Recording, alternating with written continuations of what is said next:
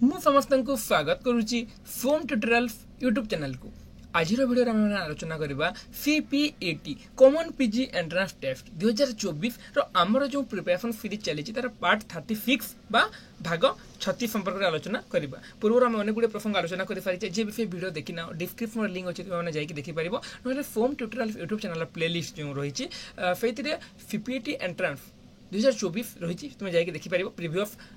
4 year 2020 21 22 23 question और यहाँ जो 36 नंबर पार्ट तो पाखापाखि 40 पार्ट आम अपलोड हो जाए तो मैंने देखिए पार जाकि जहाँ भी डाउट तुमने कमेंट करके पचार बोली कही कि एजाए भी माने सेमती किसी माने कमेंट आसनी माने सेमती किसी डाउट आसनी तो तेणु आम सीधा आम विषय वस्तु पर आलोचना करवा। देख आउ गोटे अनुरोध जे मो टेलीग्राम चैनल जॉइन है ना टेलीग्राम चैनल जॉइन हो जाओ जहाँफल कि तुम मैंने आम डिस्कसन सामिल होगा सहित ओडिशार अन्य यूनिवर्सिटी पिला सहित मिसबार सुजोग पाइपर। तो देख आम बर्तमान आलोचना कर सारी गत दुईटा पार्ट आम जो 24 पार्ट 34 और पार्ट 34 और पार्ट 35 से आम आलोचना करते आधुनिक युग पर आलोचना करुँ। आधुनिक युगर समय सीमा अच्छे के 1880 1910 मसीहा पर्यटन से राधानाथ को आलोचना कला फकीर मोहन को आम आलोचना कला राधानाथ को विभिन्न रचना जपरिक आम केदारगौरी चंद्रभागा नंदकेश्वरी उफा पार्वती चिलिका महायात्रा जजाति केशरी उर्वशी दरबार विभिन्न काव्य पर आलोचना कला प्रथम प्रबंध जोपरी भाव कौन थी विवेकी से आलोचना कला उपन्यासिका जो थी इतालिया युवा से आम आलोचना कला फकीर मोहन को पढ़ला फकीर मोहन बौद्धावतर काव्य पूजा फूल धुईल से विभिन्न काव्य आम आलोचना कला उपन्यास जो फकीर मोहन परिचित जोपरी 6 8 गुंड हो मामू प्रायश्चित लक्ष्मण से आलोचना कला विभिन्न गल्प गुड़िक आलोचना कर सारीचा। तो से गुड़ जानापी तुमको माने से जो यार पूर्व भिडियो मैंने देखा पड़ो जब न देखो तार तुमने जापर ना। तो आम आधुनिक युगर दुई जन कवि राधानाथ और फकीर मोहन को अलरेडी आलोचना कर सारीचु। बर्तमान आम आलोचना करवा क्या गंगाधर मेहर को आम आलोचना करवा। देख गंगाधर को ओडिशार कालिदास रूप में अभिहित कराए। ओडिशार कालिदास रूप में क्या कहुए गंगाधर को कहुए गंगाधर थे प्रकृति प्राण प्रकृति को से चिन्हिंट और चिन्हाई प्रकृति को मानवीय रूप देवारे गंगाधर अपूर्व सफलता बाह्य प्रकृति सहित अंत प्रकृतिर समन्वय गंगाधर साहित्य दर्श मान से कौन करते बाह्य प्रकृति सहित अंतर प्रकृतिर समन्वय गंगाधर साहित्य आम देखा पाई था। तो आलोचना करें आम गंगाधर काव्य गुड़िक गंगाधर विभिन्न काव्य जपरिक आम रसरत्नाकर अहल्यास्तव इंदुमती उत्कल लक्ष्मी कीचकबध अयोध्या दृश्य पद्मिनी तपस्विनी प्रणय बल्लरी। तो जो काव्य गुड़िक पे देख गंगाधर काव्य प्रसिद्ध अर्जन कर तेणु तुम काव्य गुड़िक मन रख रसरत्नाकर अहल्यास्तव इंदुमती उत्कल लक्ष्मी कीचकबध अयोध्या दृश्य पद्मिनी तपस्विनी प्रणय बल्लरी है युड़ तुम सीरियली मन रखा चेष्टा कर काव्य कविता जपरी भाव अर्घ्य थाली कविता कल्लोल कवितामाला कृषक संगीत महिमा भारत सफल ये भितर क्वेश्चन आसेनी है खाली अर्घ्य थाली मन रखी था और जो विभिन्न काव्य से मन रखी था आत्मचरित आत्मजीवनी जोटा कि असंपूर्ण और जो गद्य यहाँ मन रखार कौन आवश्यकता नहीं पे ये भर क्वेश्चन आसेनी अनुदित कृति मन रखी था तुलसी रामायण और मारीचबध तो ये भी क्वेश्चन आसेनी। तो मुख्य कौन मुख्य हूँ जो काव्य से जो काव्य गुड़ रचना कले जो भाव में कहली तुमको रसरत्नाकर अहल्यास्तव उत्कल लक्ष्मी इंदुमती उत्कल लक्ष्मी कीचकबध अयोध्या दृश्य पद्मिनी तपस्विनी प्रणय बल्लरी ये सब मन रख 3 4 5 6 7 8 9टा जाक तुम मन रखी था और कविता गोटे अर्घशाली मन रखी था। तो आलोचना करवा देख आम रसरत्नाकर र आद्य और प्रांत वर्णद्य र तो रसरत्नाकर कौन जे र आद्य आरंभ र शेष रही काव्यटी देख मन रख रसरत्नाकर केते छंद विशिष्ट 8 छंद विशिष्ट। बाणासुर नंदिनी उषा सहित श्रीकृष्णकर पुत्र अनिरुद्धर प्रणय उषा और अनिरुद्धर प्रणय कहानी विषय वस्तु रसरत्नाकर विषय वस्तु कौन जे उषा और अनिरुद्धर प्रणय कहानी हूँ रसरत्नाकर विषय वस्तु बुझीगला। आगे जावा अहल्यास्तव यही काव्यटी कविंकर द्वितीय रचना पाप प्रणय हेतु अभिशप्ता होई प्रस्तर रूपांतरित अहल्यार श्रीराम वंदना। देख जे अहल्यास्तव से देख पे कौटा केते नंबर काव्य माने प्रथम काव्य गंगाधर प्रथम काव्य कौन भी बोली दे पारे तेणु तुमको जो काव्य गुड़िक पढ़ाऊँगी से तुम सीरियली वे तुमको जमी लिखी ना से भाव मन रख जहाँफल कि तुमको माने जदि क्वेश्चन टी माने एपट सेपट करके दिए ताहले तुमको लिखापी सहज हेब। तो अहल्यास्तव देख ये काव्यटी कविंकर द्वितीय रचना पाप प्रणय हेतु अभिशप्ता होई प्रस्तर रूपांतरित अहल्यार श्रीराम पाद पंकज जे पाप प्रणय हेतु अभिशाप पाई किए अहल्या एवं से श्रीरामकर पाद पंकज वंदना कर विषय वस्तु है। কাহার অহল্যা স্তবর 1892 এই কাব্য ফারদুল্লাহ বিক্রীডিত রাগ রচিত হয়ে কবিবর রাধানাথ উপহার দিয়া মানে দেখো এটা গঙ্গাধর মেহের রচনা করলে কেবে 1892 তাকে রচনা করলে কোন রাগরে ফারদুল্লাহ বিক্রীডিত রাগরে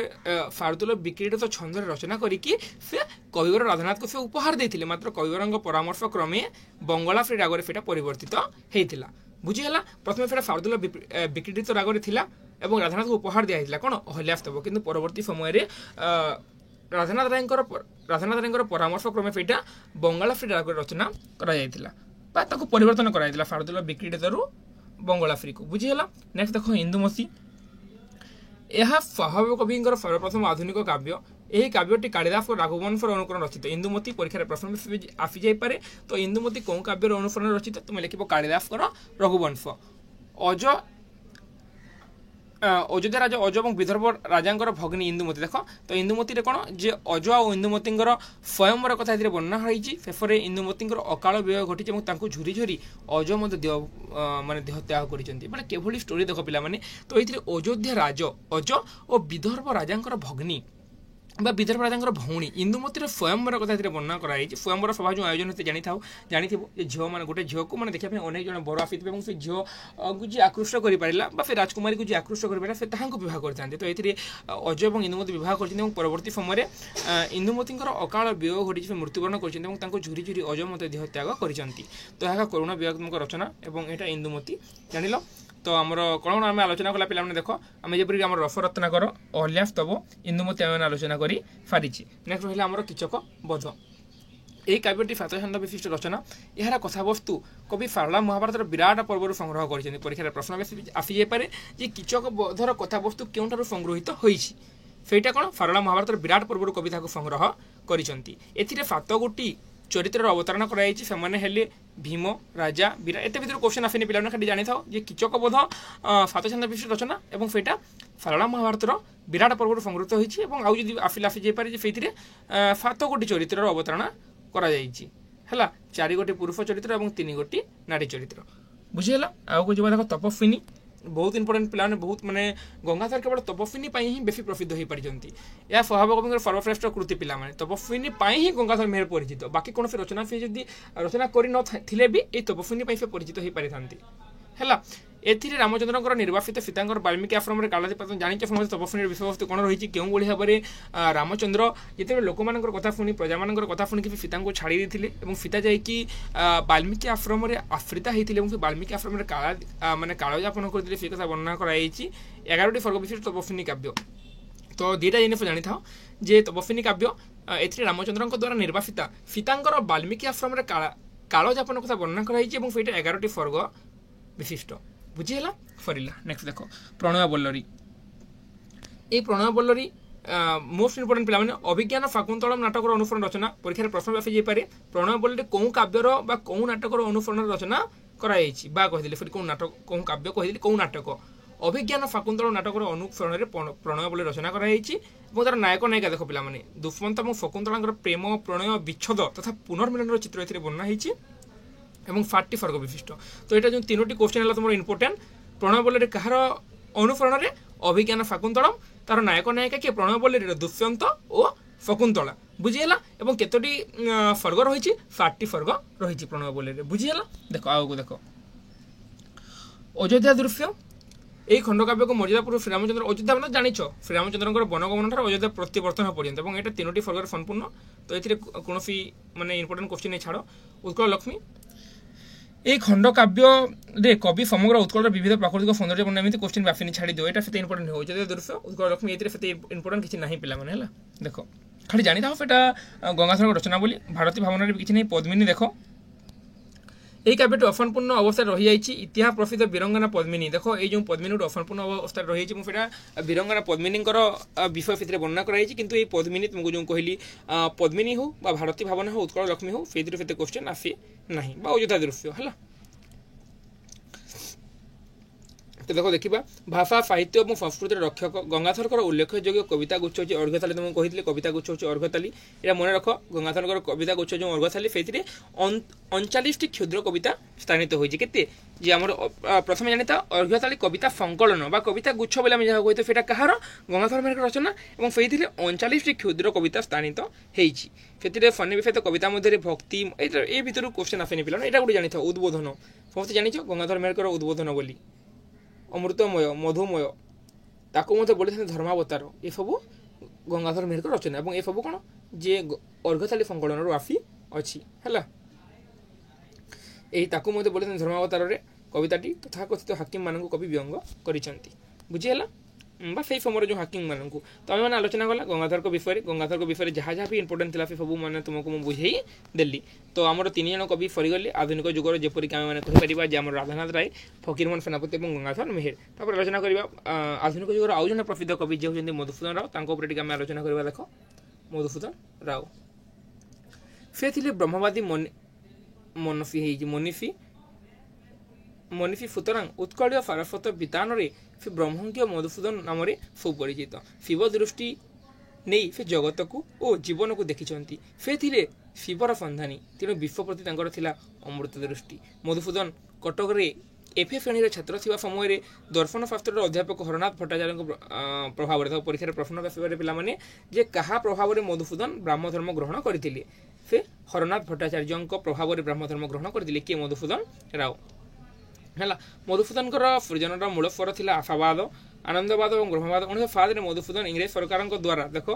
रायबहादुर उपाधि भूषित होते कि एमती क्वेश्चन आसेनि छाड़ 1830 राजा राममोहन राय ब्राह्म समाज प्रतिष्ठा करते देवेंद्रनाथ ठाकुर आदि ब्राह्म समाज केशव चंद्र सेन ये छाड़ शिवचंद्र शास्त्री साधारण ब्रह्म क्वेश्चन भी आसेनि देवेंद्रनाथ ठाकुर आदि यहीटा आसेनि है यहाँ खाली मन रख राय राममोहन राय ब्राह्म समाज प्रतिष्ठा करते अनुप्रेरित हो कटक अध्यापक हरनाथ भट्टाचार्य द्वारा उत्कल ब्रह्म समाज गठित होता मधुसूदन रचनावली पिला देख मधुसूदन रचनावली हूँ कवितावली प्रथम और द्वितीय भाग प्रबंध माला तो यहाँ प्रबंध माला हूँ मधुसूदन राव कि प्रबंध बड़ी जब लिखिदेव श्याम सुंदर राजगुरु प्राय माने पिला मध्य प्रायतः कन्फ्यूजन देखा जाए प्रबंध बड़ी माने गोटे प्रबंध बड़ी होगला से कहार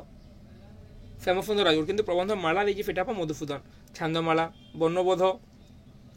है साहित्य कुसुम साहित्य प्रसंग बालबोध शिशुबोध प्रयाणर अद्भुत परिणाम संगीतमाला बसंत गाथा बाल रामायण उत्कल गाथा कुसुमांजलि उत्तम माने उत्तर रामचरित जो जो इंपोर्टेंट से तले आलोचना करवा देख विभिन्न रचनावली रही जपरिक छांदमाल फनी विषय तो कतोटी उल्लेखयोग्य कविता छांदमाला जो कहली से प्रभात संध्या ग्रीष्म बसंत वर्षा शरत हेमंत ये कथा से वर्णना कराई उत्कल गाथा फनी तो कतोटी कविता हूँ छाड़ से इंपोर्टेंट नुहे से कुसुमांजलि देख पे मोस्ट इंपोर्टेंट मधुसूदन राव कुसुमांजलि कविंकर विरचित 11टी कवितार संचयन देख ये मन रख कुसुमांजलि मधुसूदन राव से 11टी कविता रही ये यहाँ क्वेश्चन आसपे ये सृष्टि अमृतमय हे ऋषि प्राणे देवावतरण कौन संकलन आसी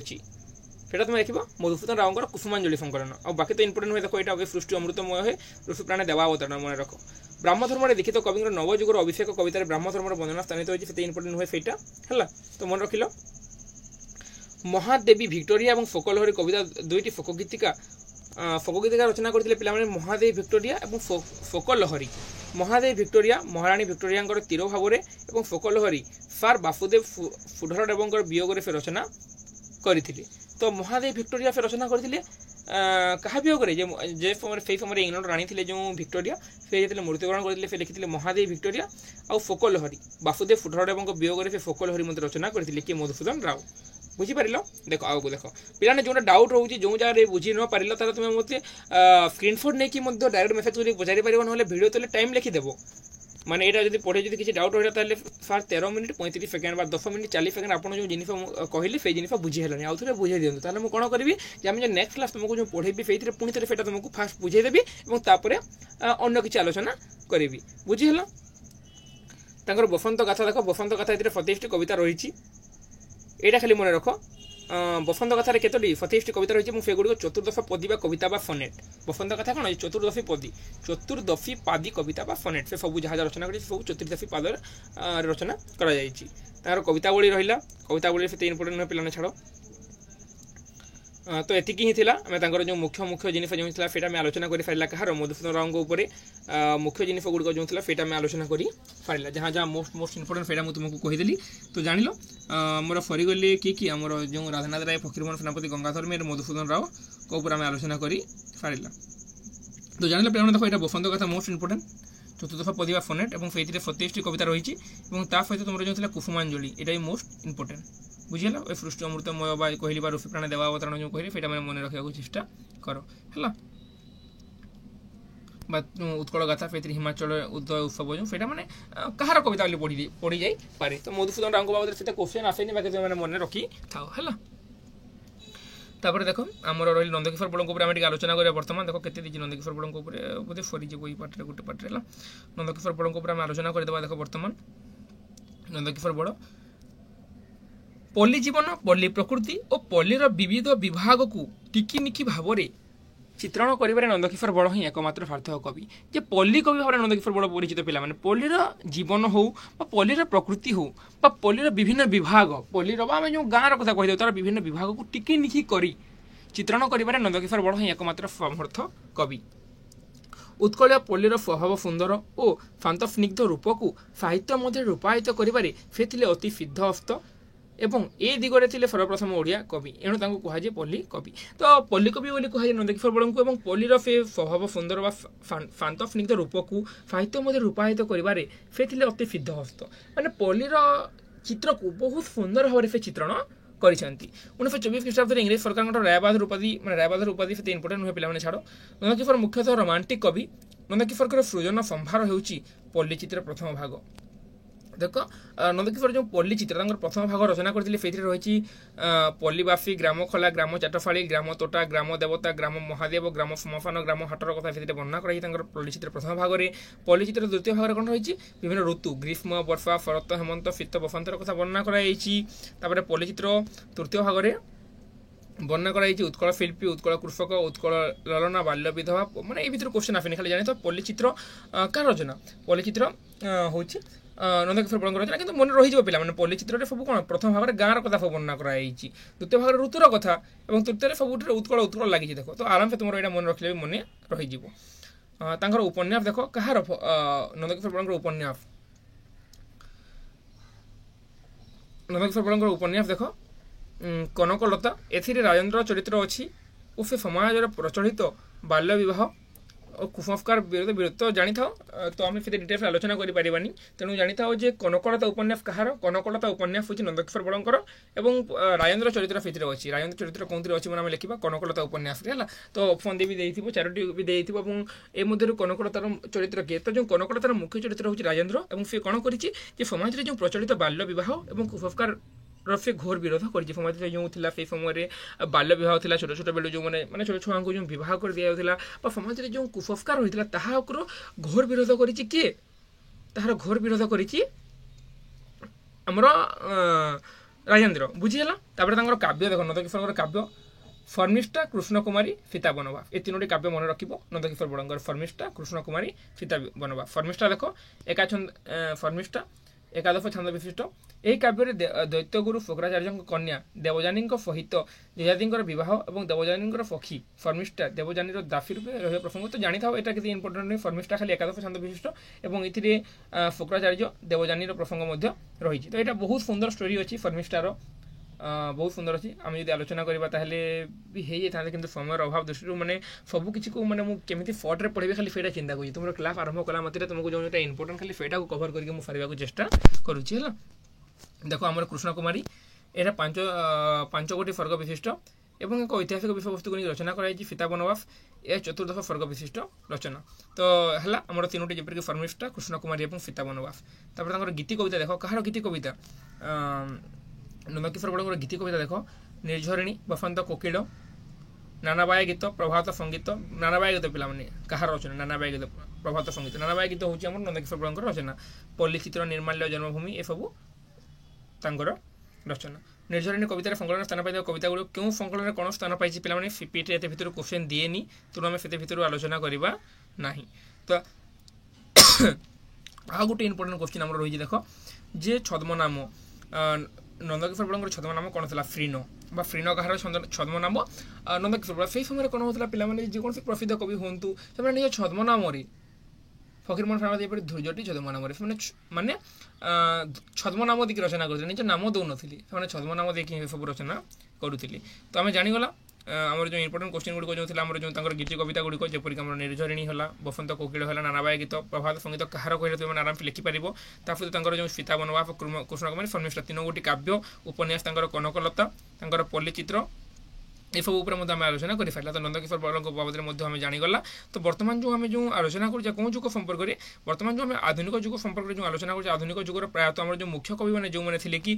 আমার যেপরিকি আমার রাধানাথ রায় হলে, ফকিরমোহন সেনাপতি হলে, গঙ্গাধর মেহের, মধুসূদন আর নন্দকিশোর বড় 5 জন কবিଙ୍କ উপরে আমি 3টি পার্টরে 34, 35 এবং 36 পার্টরে সবু কিছু আমি ডিটেলস আলোচনা করে পারি। সমস্ত রচনা কোন কোন কাব্যর প্রভাব কাহা উপরে পড়িছি, তার চরিত্র মানে এই সবু জিনিস বা মোস্ট ইম্পর্টাট কোশ্চিন গুলো যে কোশ্চিন আসবার চান্স অছি সেই কোশ্চিন গুলো আমি ডিটেলস আলোচনা করে পারিছে। এবং পরবর্তী ভিডিও देखा तार जो मधुसूदन दास मैंने जो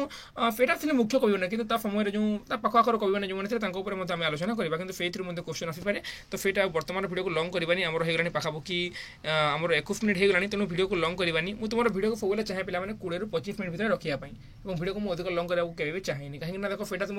पढ़ा भिडियो अलग तुमको गोटे जी स्टोरी कहूबी তুমি যদি পড়ি পড়ি যাবে ঘন্টে কোণ 1.5 ঘন্টা আমার ভিডিও মানে আছে যে উপন্যাস পড়িও জানিথিব হয়ে যায় সেটা পড়াইলা বেলে হয়ে যায় মনে রাখব। কিন্তু এটা যেহেতু কোশ্চেন না তো অধিক কোশ্চেন দিয়ে দিলে তোমার নিশ্চিত ভাবে বোর হয়ে যাব। তেমন তোমাকে মু এটা মানে অধিক কোশ্চেন দৌনি তোমাকে যেতে দরকার সেটিকে দৌছি এবং 20-22 মিনিট পড়াইকি তোমার ক্লাসকে মু এন্ড করুছি। তো বুঝিগলা।